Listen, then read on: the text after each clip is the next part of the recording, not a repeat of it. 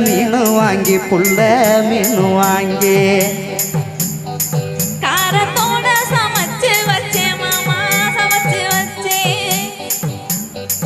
காணாங்கத்த மீன் வாங்கி புள்ள மீன் வாங்கி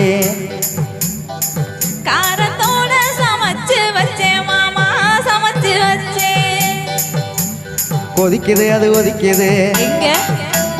குக்கரில் கொதிக்குது சரி